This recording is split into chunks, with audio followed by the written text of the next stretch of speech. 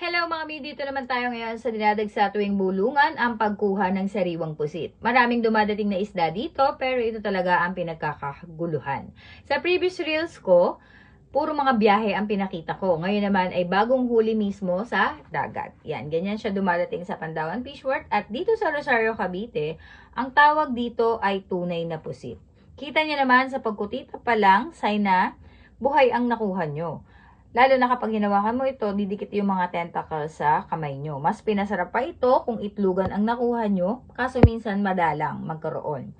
Swertihan lang kumbaga. Masarap ito i-adobo kasi itim na itim talaga yung pinakasabaw niya. Ito naman ang isa sa pinakamahal na pusit, ang lumot. Kakaiba ang lambot nito kumpara sa ibang pusit. Siyempre, dahil sariwa ito, pricey ang presyo, minsan nakadepende rin sa dami or konti ng huli.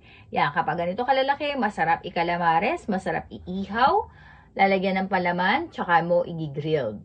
Sa inyo, ano ang tawag dito at ano ang pwedeng luto? Yun lang!